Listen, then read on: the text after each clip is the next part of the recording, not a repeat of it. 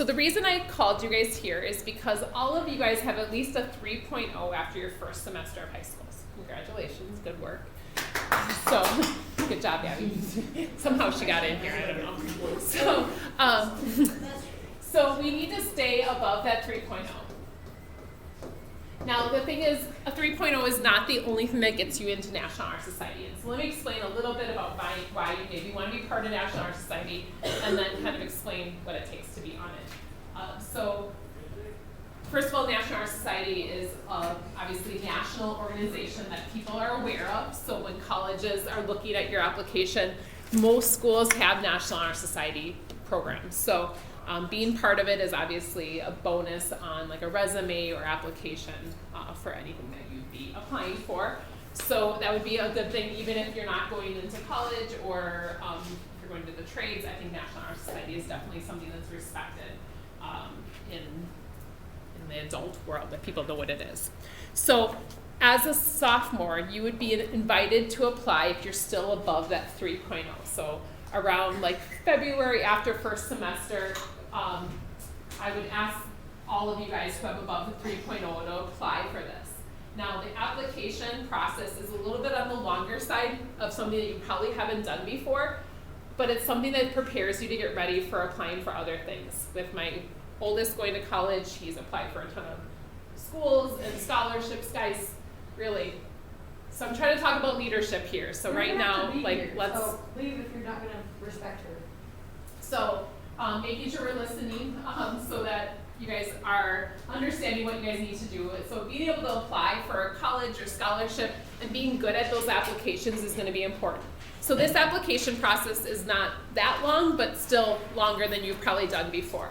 So you'll fill it out as a sophomore, and the reason I'm telling you guys about it is because some of the things on here are things you can do stuff about them now. So this long list is all the different activities that you can be involved in as freshman, sophomore, junior. So activities within school.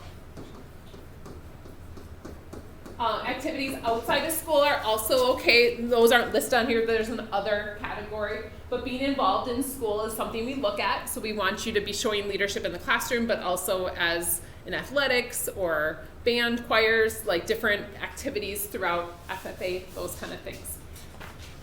So getting involved in school is important. So thinking about that maybe next year, if you haven't been in a club yet, maybe joining a club that maybe you were considering. So anything you guys need to self-involved in is helpful. Next thing that you guys have to fill out is a community service page. And this is the page that the reason why I mostly wanted to meet with you guys right now is because community service is something that is vital to applying for NHS, and a lot of times students don't have these community service hours, and so then they don't think they can apply, and really we rarely let you on if you don't have the hours. So by the time you apply as a sophomore, you need at least 10 hours of outside of school community service. So like today, Food for America wouldn't count for that. So that's kind of a good example of one that something you did in school. That is awesome. It's amazing that you guys did that, but that wouldn't count for your hours. It'd be like doing something like highway cleanup on the weekend or on a day off. That would be a great example of community service. So 10 hours, maybe right now sounds like a lot, but if you go and do a few different things, so something like Saturday nights like cabaret night with Mrs. Anderson, that would be something that'd be community service hours. So like things I send out or things you do on your own. Yep. I know that the FFA, they do one every fall and spring, so if anybody's looking for just like an hour, it's literally like 10 o'clock on a in-service day, and you get an hour. Yeah, and that's the kind of things I will send out to you guys. So if you're interested in those, like Mrs. Rathke will a lot of times say, I'm looking for help, and I'll send out an email saying like Ms. Rathke is looking for help, or so-and-so is looking for help, feel free to sign up. It doesn't have to be something through me. My family does community service outside of the stuff that school does. We go volunteer where the shoe drive was. Did you guys get this yet? No. Where the shoe driver is, we go and pack shoes and help out there, and there's different events that we choose to do as a family, but that's things that you could write on here. And those things, even if you decide not to apply for NHS, those are things that are so important as you guys start applying for colleges or scholarships, showing that you guys are willing to be involved in the community. Another thing I want to mention, some people go on missions trips, missions trips for church. is perfectly fine. It can be like religious, church related. But the thing is, if you go on like a mission trip, it has to be your actual work time. So like, just because you're there sleeping, like you're not working at that time. I understand you're away from your family, but so that kind of thing. So just knowing that community service is basically you giving your time up to not get paid to do something to help others. So that's something that a lot of times, if I don't warn you about this, and I say, hey, apply for NHS, and you're like, I don't have 10 hours, but you have a full year to get, almost a full year to get 10 hours. And you might already have hours from this year. But I would suggest, and I tell my own children to do this, is we're driving home from a volunteer event, I said put this on your Google Doc, like have a running Google Doc of hours of community service, what you did, what the time was, like, and so you have those, so then when you go to apply, you have like kind of a little resume already built up. So that's a great, I think, suggestion just in general. Now, another thing about NHS, and this is something that is really hard, there's also an essay that you explain why you want to be a part of it. But one of the things that's toughest for me with NHS is because I would love everyone to be on part of NHS, because I'm passionate about volunteering and helping others and trying to give back, and I would love more people to be involved with that. However, we do want to kind of, we accept and deny students based off of some leadership and character qualities, and that's a really tough thing for me as a person who cares about people, to have to say like, hey, I don't think you're quite ready leadership-wise or character-wise. So that's one of the things I wanted to talk to some of you guys about, or all of you, because character and leadership is something we're looking for from you guys, from your teachers. So what I do is I ask all the teachers in the building, here's the list of kids that are applying, what do you think about these kids in terms of character and leadership?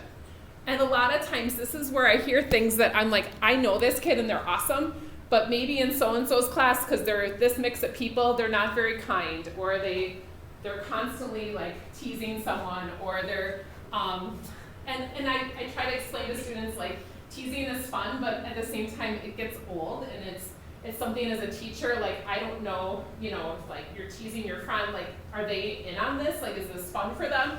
And so like understanding that we have to make sure we simmer that down a bit. And I know as you guys grow as students, you'll realize that, you know, that's part of just growing up and just being a kind human. So that's one place where I think a lot of people can grow. And so that's in terms of character and leadership.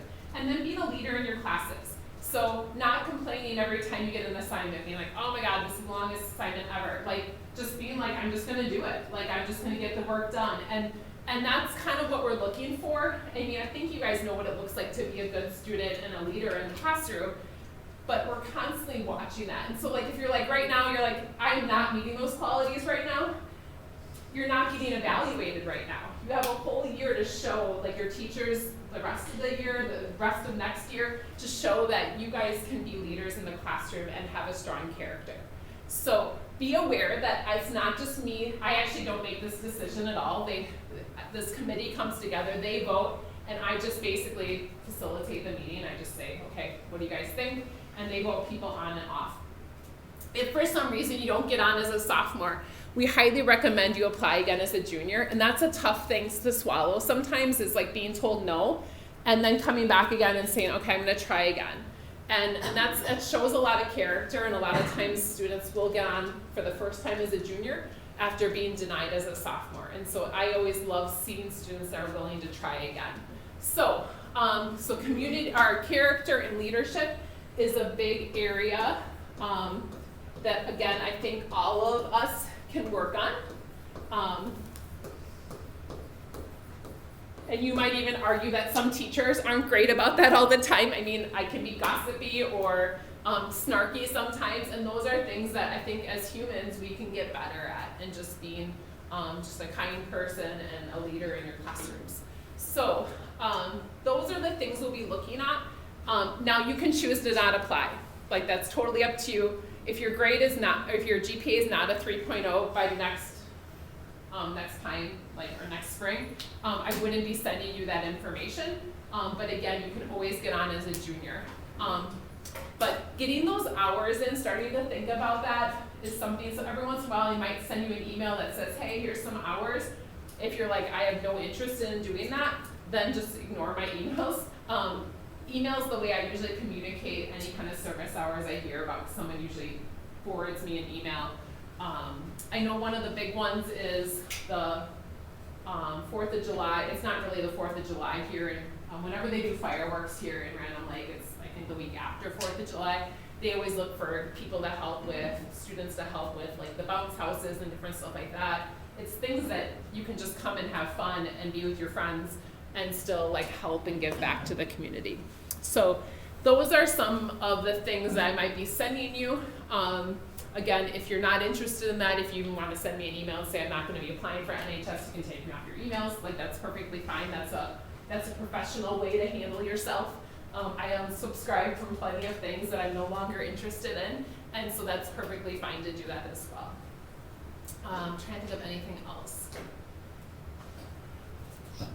So yeah, just trying to decide if this is something you're interested in, and some of you guys probably, like I said, are very interested, and others of you are like, I have no desire to be a part of that. So, and you can talk to other older students that are a part of it. There's about like 30 NHS members, actually there's probably 40 with the new members and the seniors going out this year. And they'll get presented on our awards ceremony in a couple, like 2 Thursdays from now, all the students that have gotten on to National Honor Society. So I hope it's something you guys consider. If you have questions about it, let me know. If you have friends that have questions, they can, like I said, I recorded this just so that they have it, those students who are gone. But if anyone wants to look at an application, I do have them from this year, but I'll probably change a couple of things on it for the following year, but just to be aware. All right, any questions? And I will let you guys know I might be sending out an email to parents as well about it, just because of the fact that I know sometimes parents like want to know about this, and if I haven't told them ahead of time, like next year they're like, well, why didn't you tell me they needed 10 hours? And I'm like, well, I told your student. And so sometimes I kind of do a little bit of covering my own reputation by sending out an email ahead of time. So just so you know, if your parents get an email about it, it would just be me explaining what I kind of told you guys. Any questions? That makes sense? Yes, sir. What kind of activities? Activities, what I was talking about there when I listed that was activities in school. So being involved in school. So like being in a sport, being in forensics, being in the play, like being part of esports, any activities, honors, all the different choirs there are, like different things like that, helping out with yearbook.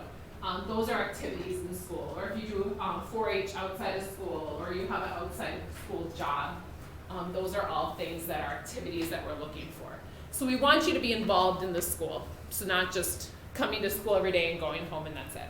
So on top of the community service, on top of you being a good human, there's a lot. So again, it's meant to be a prestigious organization that you should be proud to be part of. And so we try to keep it at that standard. All right. Does that answer your question, Brody? Yes. Okay. Other questions, guys? All right. Well, thank you so much.